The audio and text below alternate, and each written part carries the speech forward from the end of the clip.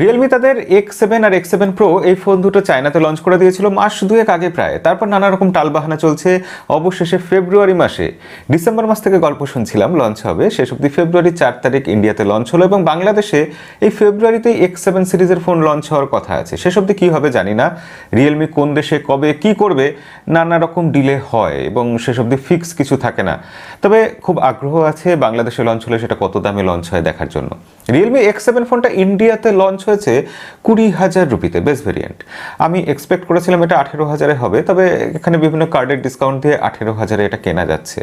তো যাই হোক, 18 থেকে 20,000-এ একটা 5G ফোন পাওয়া যাচ্ছে। এখন যুগ পাল্টেছে, 2021 সালে আমরা এসে পড়েছি। তো আজকের ভিডিওতে আমরা আলোচনা করব রিয়েলমি X7 এই ফোনটা কেমন হলো, ফার্স্ট ইমপ্রেশনে কেমন লাগলো, বক্সের মধ্যে কি আছে। বক্সের মধ্যে কি আছে এটা জানার একটু কৌতূহল থাকবেই আজকে, কারণ এই বক্সটা একটু অন্যরকম বক্স। রিয়েলমি বক্সের ক্ষেত্রে একটা লম্বা বড় বক্স দিয়েছে, দামটাও তার জন্য একটু মনে হয় বড় হয়ে গেছে নাকি। যাই হোক, মজা সরিয়ে রেখে বলতে হয় যে বক্সটা লম্বা বড় বক্স দিয়েছে, কিন্তু এর মধ্যে কি আছে, কন্টেন্ট কি বেড়ে গেছে, অবশ্যই আজকের ভিডিওতে আমরা দেখব। চলুন তাহলে ভিডিও শুরু করা যাক।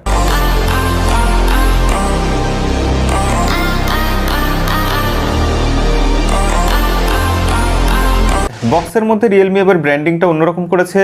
রিয়েলমি X7 5G এই ব্যাপারগুলোকে হাইলাইট করা হয়েছে। সিলভার কালারের বক্স, আর পিছন দিকে আমরা দেখতে পাচ্ছি স্পেসিফিকেশনস বড় বড় করে লেখা আছে।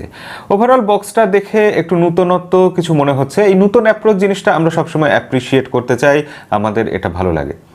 বক্সটা খুললে আমরা দেখতে পাচ্ছি একটা পাতলা ছোট খাম আছে, সেই খামটার উপর লেখা আছে আনকভার দ্য এক্সট্রাঅর্ডিনারি স্পিড, এবং বক্সের মধ্যে ফোনটা আমরা দেখতে পাচ্ছি। ফোনটা সাইডে সরিয়ে রাখলে এবার আমরা দেখতে পাচ্ছি বক্সের মধ্যে আছে একটা ব্যাক কভার, যেটা রিয়েলমির তরফ থেকে সবসময় ভালো প্রোভাইড করা হয়। রিয়েলমির ফোনের ব্যাক কভার ট্রান্সপারেন্ট যেটা থাকে সেটা সবসময় ভালো কোয়ালিটি পেয়ে এসেছি। এছাড়া বক্সে আছে একটা বড় সড়ো চার্জার আর টাইপ সি একটা কেবল, এছাড়া আর কিছু নেই। অর্থাৎ বড় বাক্স দিয়ে আমাদের একটু বড় করে চমকে দেওয়া হলো, আর কিছু নয় ব্যাপারটা। বাক্স বড় হলেও এই 2021 সালে দাঁড়িয়ে আমাদের এটা বলতেই হবে যে 6.4 ইঞ্চি একটা সুপার অ্যামোলেড ডিসপ্লে, ফোনটা হাতে নিয়ে কম্প্যাক্ট ফোন মনে হচ্ছে। হ্যাঁ, ভাবা যায় আজ থেকে 2 বছর আগে 6.4 ইঞ্চির কোনো ফোনকে আমরা কম্প্যাক্ট ফোন বলতাম। এবং এই ফোনটার ওয়েটও খুব বেশি নয়, 170 গ্রাম মাত্র এর ওজন। অবশ্যই হালকা এবং কম্প্যাক্ট ফোন যারা পছন্দ করেন তাদের এই ফোনটা ভালো লাগবে। এই ফোনটাতে যে সুপার অ্যামোলেড ডিসপ্লে দেওয়া হয়েছে সেটা প্রথম নজরেই আপনার দৃষ্টি কেড়ে নেবে, কারণ সুপার অ্যামোলেড ডিসপ্লেটার কোয়ালিটি বেশ ভালো। রিয়েলমির আগের ফোনগুলোতে আমরা যেটা অনেকে কমপ্লেন করেছিলাম যে ডিসপ্লের ব্রাইটনেস একটু কম, সানলাইটে ভিজিবিলিটির একটু সমস্যা হয়, এই ফোনটাতে সেসব কিছু নেই। ডিসপ্লের ব্রাইটনেস খুবই ভালো এবং সানলাইটে দেখতে কোনো রকম সমস্যা হচ্ছে না। এবার ফোনের ব্যাক সাইডে চলে আসি। ব্যাক সাইডে আমার কাছে যে কালারটা আছে সিলভার কালার, সেটা দেখতে খুব একটা খারাপ লাগছে না, কিন্তু ডিজাইনটা রিয়েলমি সেই ট্র্যাডিশনাল একই রকম ডিজাইন, যে ডিজাইনটা নিয়ে আমি একটু একঘেয়েমি বোধ করছি। একটু নতুনত্ব কিছু অন্যরকম ডিজাইন হলে অবশ্যই ভালো লাগবে। আমি সবসময় বললাম যে বক্সে যেরকম নতুনত্ব এনেছে সেটা অ্যাপ্রিসিয়েট করছি, কিন্তু ব্যাক প্যানেলের ডিজাইনে আরেকটু নতুনত্ব পেলে আমি খুশি হতাম। আপনাদের কি মনে হয় ব্যাক সাইডে নতুন নতুন ডিজাইন থাকবে প্রতিটা ফোনে এবং সেই ডিজাইন দেখে আমরা ফোনগুলোকে আলাদা করে চিনতে পারবো? এই ব্যাপারটা হলে কি ভালো হয়? আপনারা কি নতুন নতুন ব্যাক সাইড ব্যাক প্যানেল পছন্দ করেন, নাকি একঘেয়ে একই রকম ব্যাক প্যানেল পছন্দ করেন? অবশ্যই কমেন্টে লিখে জানাবেন। ফোনের নিচের দিকে একটা স্পিকার গ্রিল রয়েছে, টাইপ সি পোর্ট রয়েছে, কিন্তু 2021 সালের ট্র্যাডিশন অনুযায়ী এখানে কোনো 3.5mm জ্যাকের জন্য গর্ত নেই। এখানে এক্সপেন্ডেবল মেমোরি কার্ড স্লট নেই। UFS 2.1 স্টোরেজ টাইপ আছে, যেখানে 128 জিবি আপনারা মিনিমাম স্টোরেজ পাবেন। 6 জিবি র্যাম থেকে এর বেস ভেরিয়েন্ট শুরু হচ্ছে। সব মিলিয়ে ফোনটার ডিজাইন এবং লুকসের কথা যদি বলি তাহলে বলবো এটা ডিজাইন অ্যান্ড লুকসের দিক দিয়ে খুব একটা খারাপ নয়, তবে নতুনত্ব কিছু নেই, বোরিং একই রকম লাগছে। ব্যাক সাইডে গ্লাস আছে, এটা আমার ভালো লেগেছে, যদিও চারদিকের ফ্রেমটা কিন্তু প্লাস্টিকের ফ্রেম এবং ফ্রন্টে গরিলা গ্লাস 3 প্রোটেকশন আছে। ওভারঅল 5 হোল ডিসপ্লেযুক্ত এই ছোট ডিসপ্লেটা, 6.4 ইঞ্চি ডিসপ্লেটা কম্প্যাক্ট ডিসপ্লে এবং ভালো ডিসপ্লে। ফোনটা সব মিলিয়ে ফার্স্ট ইমপ্রেশনে দেখে লুকস আর ডিজাইনের দিক দিয়ে খুব একটা খারাপ বলা যাচ্ছে না। এবার আমরা ফোনের ভিতর দিকে ঢুকবো এবং তার জন্য ফিঙ্গারপ্রিন্ট সেন্সারটা ইউজ করব, যেটা ডিসপ্লের নিচে লুকোনো আছে, এবং ফিঙ্গারপ্রিন্ট সেন্সারটা সুপার ফাস্ট, কোনো রকম সমস্যা নেই। এটা সিকিউরিটির ক্ষেত্রে ভালো রকম একটা ব্যাপার। রিয়েলমির ফোনে বরাবরই ফিঙ্গারপ্রিন্ট সেন্সার খুব একটা খারাপ থাকে না। এনিওয়ে, এখানে যে ইউজার ইন্টারফেস আছে রিয়েলমি UI 2.0, সেটা যথেষ্ট ভালো। এখন রিয়েলমি UI যথেষ্ট মডিফাইড, বাগ টুকটাক আছে তবে সেরকম বেশি কিছু নেই, এবং একটা ক্লিন UI। রিয়েলমির এখানে এই অ্যাপ্রোচটা আমার খুব ভালো লাগে UI এর ক্ষেত্রে।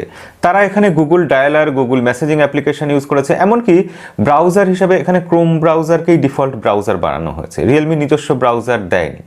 প্রি ইনস্টলড অ্যাপ্লিকেশন টুকটাক কিছু আছে, খুব বেশি কিছু নেই, এবং তার মধ্যে বেশ কিছু আনইনস্টল করে ফেলাও যায়। সেক্ষেত্রে ক্লিন ইউআই এটা বেশ ভালো লাগছে। এত ক্লিন ইউআই কিন্তু এখানে 60 হার্টজ প্যানেল দেওয়া হয়েছে, যার ফলে মজাটা একটু কম হয়ে যাচ্ছে। যদি 120 হার্টজ দেওয়া হতো তাহলে একদম এই ইউআইটা স্ক্রল করে ভীষণই মজা পাওয়া যেত, ভালো লাগতো। আর এখানে দেওয়া হচ্ছে মিডিয়াটেকের ডায়মেনসিটি 800U প্রসেসর, যে প্রসেসরটা মিডিয়াটেকের তরফ থেকে ভারতবর্ষে প্রথম এসেছে এরকম একটা প্রসেসর বলা যায়, অন্যতম প্রথম আসা প্রসেসর। তো মিডিয়াটেকের ডায়মেনসিটি ইউ প্রসেসরটার ব্যাপারে আমার বেশ আগ্রহ আছে, কৌতূহল আছে। সেটা আমরা ফুল ভালো করে টেস্ট করে সিপিইউ থ্রটলিং টেস্ট করে সেগুলো রিভিউতে বলবো। তবে ওভারঅল এখন ইনিশিয়াল ইমপ্রেশনে যেটা আমার মনে হয়েছে যে এই প্রসেসরটা টুকটাক গেম মানে রীতিমতো ভালোভাবে হ্যান্ডেল করছে। অ্যাসফল্ট 9 বা পাবজি এগুলো ভালোভাবে চলেছে। টুকটাক ফ্রেম ড্রপ তো আছেই। এই প্রসেসরটা আপনারা ধরতে পারেন কোয়ালকম স্ন্যাপড্রাগন 730 থেকে একটু বেটার বা ওরকম আশেপাশে প্রসেসর, কিন্তু এই প্রসেসরটা 5G প্রসেসর, যেটা এর বড়সড় একটা অ্যাডভান্টেজ। এছাড়া এই প্রসেসর আর কতটা ভালো পারফর্ম করছে, কোথায় কোথায় ল্যাগ করছে, কি সমস্যা আছে, সব কিছু আমরা ফুল রিভিউতে আলোচনা করব।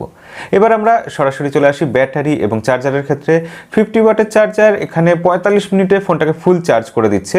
4310 mAh ব্যাটারি আছে। অবশ্যই ব্যাটারিটা আরেকটু বেশি থাকলে আরেকটু খুশি হতাম। 170-এর জায়গায় যদি 190 গ্রাম ওজন হতো আর 4500-5000 mAh ব্যাটারি হতো, ব্যাপারটা একদম জমে যেত। তবে ব্যাটারি একটু কমের দিকে থাকলেও চার্জারটা খুব পাওয়ারফুল আছে, এটাই একটু শান্তির ব্যাপার। আমরা ব্যাটারি ছেড়ে এবার তাহলে এই ফোনটার সাউন্ডের কথা বলবো। এই ফোনটার সাউন্ড কোয়ালিটি আমার মনে হয়েছে ঠিকঠাক, একদম খুব বিশাল কিছু নয়। হাই রেস অডিওর সাপোর্ট আছে এবং সেটা ঠিকঠাক।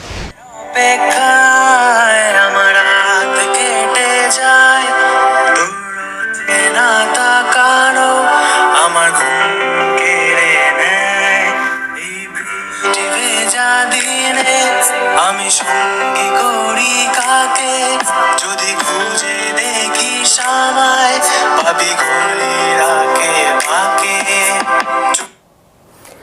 এই হচ্ছে সাউন্ড কোয়ালিটি। কেমন লাগলো অবশ্যই সেটা কমেন্টে লিখে জানাবেন।